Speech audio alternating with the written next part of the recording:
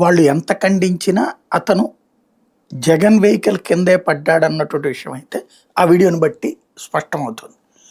అది artificial intelligence అనడానికి ఏమీ కనిపించటం లేదు అక్కడ.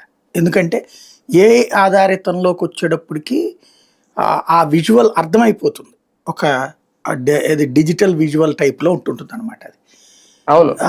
రెండవది ఇక్కడ కాకపోతే వెహికల్ అతని మీద ఎక్కలేదు, వెహికల్ కింద పడ్డాడు అతను. ఆ డొల్లుతున్నటువంటిది కనిపిస్తుంది. వెంటనే లాగారు అవతలకి. అక్కడ ఆ వీడియో చూస్తుంటే వాళ్ళు కేకలేశారు, ఆపారు, అతను లాగారు.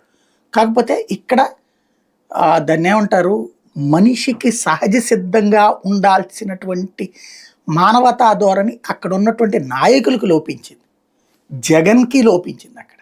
ఎందుకంటే ఎప్పుడైనా మన కారు కింద మనిషి పడ్డాడు అని తెలిసినప్పుడు, తెలిసి తనేం తొక్కమని చెప్పలేదు కదా, కింద పడ్డాడని తెలిసినప్పుడు ఏం చేయాలి? వెంటనే మనిషిని చూసి ఏందన్నా ఏంది ఇది అని చెప్పి ఆపి తర్వాత వెనకాల ఉన్న ఒక వెహికల్ని పిలిచి అందులో ఉన్న వాళ్ళందరినీ దిగి వేరే వెహికల్ ఎక్కమని చెప్పేసి తను ఇమ్మీడియట్గా హాస్పిటల్కి తీసుకెళ్ళమని చెప్పాలి.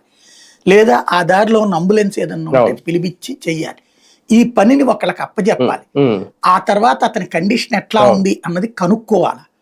ప్లస్ దాని తర్వాతన అప్పుడు అతను మాట్లాడాలి జగన్, ఇదిగో వాస్తవంగా సెక్యూరిటీ ఏర్పాట్లు ఫెయిల్ అవుతున్నది ప్రభుత్వం.